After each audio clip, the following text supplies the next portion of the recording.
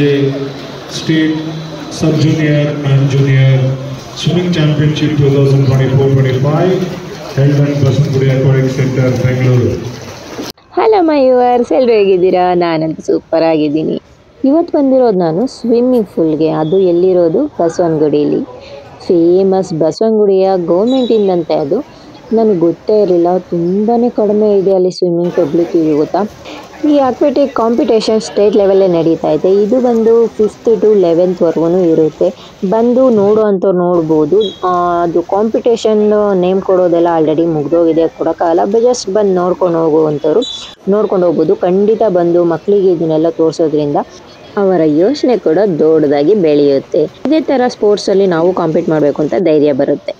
ನಾನು ಬಂದ ತಕ್ಷಣ ನೋಡಿದೆ, ಆಲ್ರೆಡಿ ಸ್ಟಾರ್ಟ್ ಆಗ್ಬಿಟ್ಟೈತೆ ಕಾಂಪಿಟೇಷನು ಅಂದ್ಕೊಂಡು ಬೇಗ ಚೇರು ಹುಡಿಕೊಂಡು ಕುತ್ಕೋತಾ ಇದ್ವಿ. ಬಟ್ ಇಲ್ಲ, ಇನ್ನು ಸ್ಟಾರ್ಟ್ ಆಗಿರಲಿಲ್ಲ. ಇದು ಜಸ್ಟ್ ಪ್ರಾಕ್ಟೀಸ್ ಮಾಡ್ತಾಯಿದ್ರು ಅಷ್ಟೇ ಮಕ್ಕಳೆಲ್ಲ. ನೆಕ್ಸ್ಟು ಆಮೇಲೆ ಸ್ಟಾರ್ಟ್ ಆಯಿತು. ಈಗ ಸ್ಟಾರ್ಟ್ ಆಗ್ತಾ ಇರೋದು. ಹುಡುಗಿರು ನೋಡಿ ಎಷ್ಟು ಚೆನ್ನಾಗಿ ಮಾಡ್ತಾರೆ, ಎಷ್ಟು ಆ್ಯಕ್ಟಿವ್ ಆಗಿದ್ದಾರೆ ಅಂದರೆ. ಅವ್ರಿಗೂ ಮುಂದೆ ನೋಡಿಕೊಂಡ್ರೆ ನಮ್ಮ ಮಕ್ಕಳು ನಮಗೆ ನಾವೇ ಹೊಗ್ಳ್ಕೋತೀವಲ್ಲ, ಆ ಥರ ಅಷ್ಟೇ. ನಮ್ಮ ಮಕ್ಕಳು ಈ ಫೀಲ್ಡ್ ಮುಂದೆ ಏನೂ ಇರಲ್ಲ. ಬಾವಿಲಿ ಕಪ್ಪೆ ನಾನೇ ರಾಜ ಅನ್ಕೊಂಡಂತೆ ಆ ಥರ ಆಗುತ್ತೆ. ನಾವು ಮಕ್ಕಳನ್ನ ಹೊಗಳೋದು ಎಲ್ಲ ಮಾಡೋದ್ರಿಂದ ಚಿಕ್ಕ ಕೆಲಸ ಮಾಡಿಬಿಟ್ರೆ ಅದು ಮಾಡೋದು ಪೇರೆಂಟ್ಸಲ್ಲಿ ಮೊದಲನೇ ತಪ್ಪು. ಇಲ್ಲಿಗೆ ನಾನು ಫಸ್ಟ್ ಟೈಮ್ ಬಂದಿದ್ದು. ಡೈಲಿ ಕರ್ಕೊಂಡು ಹೋಗ್ತೀನಿ ನಮ್ಮ ಬುಜ್ಜಿನ ಸ್ವಿಮ್ಮಿಂಗ್ ಪೂಲ್ಗೆ.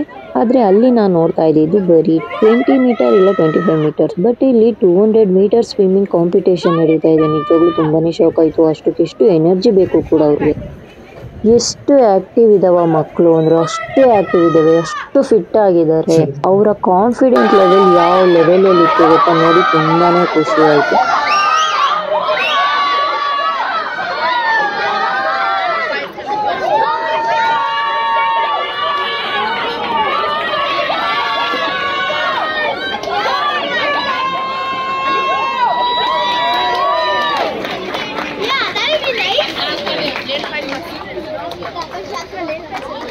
ಹಾಗೆ ಇದನ್ನು ನೋಡ್ತಾ ನಾನು ನಮ್ಮ ಫ್ರೆಂಡ್ಸ್ಗಳಿಗೆ ನಾವು ಸ್ಪೋರ್ಟ್ಸಲ್ಲಿದ್ದಾಗ ಚೇರ್ ಅಪ್ ಮಾಡ್ತಿದ್ವಲ್ಲ, ಅದು ಕೂಡ ನನ್ನ ಸ್ಕೂಲ್ ಲೈಫನ್ನು ತುಂಬಾ ನೆನಪಾಯಿತು. ಮಕ್ಕಳಿಗೆ ಎಜುಕೇಷನ್ ಎಷ್ಟು ಇಂಪಾರ್ಟೆಂಟು, ಸ್ಪೋರ್ಟ್ಸಲ್ಲಿ ನಾವು ಅವ್ರನ್ನ ಬಿಡೋದು ಅಷ್ಟೇ ಇಂಪಾರ್ಟೆಂಟ್ ಇರುತ್ತೆ. ಅವ್ರ ಲೈಫಿಗೆ ತುಂಬಾ ಇಂಪಾರ್ಟೆಂಟ್ ಅಂತ ನಾನು ಹೇಳ್ತೀನಿ. ಅವ್ರನ್ನ ಓದೋದ್ರ ಜೊತೆ ಸ್ಪೋರ್ಟ್ಸಲ್ಲೂ ಅವ್ರನ್ನ ಬಿಡೋದ್ರಿಂದ ಅವರ ಕಾನ್ಫಿಡೆಂಟ್ ಲೆವೆಲ್ಲು ತುಂಬಾ ಚೆನ್ನಾಗಿರುತ್ತೆ. ಇಂಡಿಪೆಂಡೆಂಟಾಗಿ ಅವ್ರ ಲೈಫ್ ಲೀಡ್ ಮಾಡೋಕ್ಕೆ ತುಂಬಾ ಹೆಲ್ಪ್ ಆಗುತ್ತೆ. ಎಲ್ಲ ಪೇರೆಂಟ್ಸ್ಗಳಿಗೂ ನಾನು ಕೇಳ್ಕೊಳ್ಳೋದು ಒಂದೇ, ಅವ್ರಿಗೆ ಬರೀ ಓದು ಅಂತ ಬರೀ ಎಜುಕೇಷನಲ್ಲಿ ತುಂಬ ಇಂಪಾರ್ಟೆಂಟ್ ಕೊಡಿ, ಬೇಡ ಅನ್ನಲ್ಲ. ಬಟ್ ಅಷ್ಟೇ ಸ್ಪೋರ್ಟ್ಸಲ್ಲೂ ಕೂಡ ಅವ್ರಿಗೆ ಸಪೋರ್ಟ್ ಮಾಡಿ. ಅವ್ರು ಯಾವುದಾದ್ರೂ ಸ್ಪೋರ್ಟ್ಸ್ಗೆ ಹೋಗ್ತೀನಿ ಅಂದಾಗ ದಯವಿಟ್ಟು ಸಪೋರ್ಟ್ ಮಾಡಿ ಅಂತ ನಾನು ಕೇಳ್ಕೊತೀನಿ.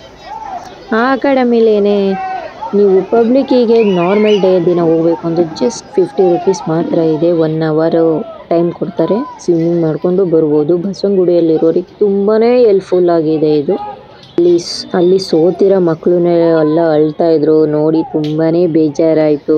ಬಟ್ ಇದೆಲ್ಲ ನೋಡಿದ್ರೆ ನನಗೂ ತುಂಬಾ ನೆನಪಾಯಿತು ನನ್ನ ಚೈಲ್ಡ್ಹುಡ್ ಮೆಮೊರೀಸ್ ಎಲ್ಲ. ಹೋಗಿ ಅಂದ್ಬಿಟ್ಟು ಅದೆಲ್ಲ ನೋಡಿಕೊಂಡು ಮೊದಲೆಲ್ಲ ಮಾತಾಡಿಕೊಂಡು ಅಲ್ಲೇ ಸ್ನ್ಯಾಕ್ಸ್ ಎಲ್ಲ ಇಟ್ಟಿದ್ರು, ಅದನ್ನೆಲ್ಲ ತಿನ್ಕೊಂಡು ಹೊರಡೋ ಟೈಮು ಆಯಿತು. ಇನ್ನು ಯಾರೆಲ್ಲ ನನ್ನ ಚಾನಲ್ನ ಸಬ್ಸ್ಕ್ರೈಬ್ ಮಾಡಿಲ್ಲ, ಸಬ್ಸ್ಕ್ರೈಬ್ ಮಾಡಿ, ವಿಡಿಯೋ ಫುಲ್ ನೋಡಿ. ಈ ವಿಡಿಯೋ ನಿಮ್ಗೆ ಇಷ್ಟ ಆಗಿದೆ ಅಂತ ನಾನು ಅಂದ್ಕೊಂಡಿದ್ದೀನಿ. ಆಗಿದ್ದೆ ತಡ ಯಾಕೆ, ಲೈಕ್ ಕಮೆಂಟ್ ಶೇರ್ ಮಾಡಿ ನಿಮ್ಮ ಫ್ರೆಂಡ್ಸ್ ಫ್ಯಾಮಿಲೀಸ್ಗೆ. ಹಾಗೆ ಈ ವಿಡಿಯೋ ಏನು ಅನ್ನಿಸ್ತು ನಿಮಗೆ, ಇದರಲ್ಲಿ ಏನಾದರೂ ಒಂದು ಇನ್ಫಾರ್ಮೇಷನ್ ಇದ್ದ ಕಮೆಂಟ್ ಬಾಕ್ಸಲ್ಲಿ ತಿಳಿಸಿ. ನೆಕ್ಸ್ಟು ಅಲ್ಲೇನೆ 1 ಕಿಲೋಮೀಟ್ರಲ್ಲಿ ವಿವಿಪುರಂ ಇದೆ ಸ್ಟ್ರೀಟ್ ಫುಡ್ಡು. ಅದನ್ನು ನೋಡ್ಕೊಂಡು ಹಂಗೆ ಹೋಗೋಣ ಅಂದ್ಬಿಟ್ಟು ಮಾತಾಡಿಕೊಂಡು ಈಗ ಅಕಾಡೆಮಿಯಿಂದ ಹೊರಡ್ತಾ ಇದ್ದೀವಿ. ನೆಕ್ಸ್ಟ್ ನಾನು ಹೋಗಿದ್ದು ವಿವಿಪುರಂ ಫುಡ್ ಸ್ಟ್ರೀಟ್ಗೆ. ವಿವಿಪುರಂ ಫುಡ್ ಸ್ಟ್ರೀಟಲ್ಲಿ ಏನೇನು ಮಾಡಿದ್ವಿ ಅಂತ ನೆಕ್ಸ್ಟ್ ವಿಡಿಯೋದಲ್ಲಿ ನೋಡ್ತೀರಾ.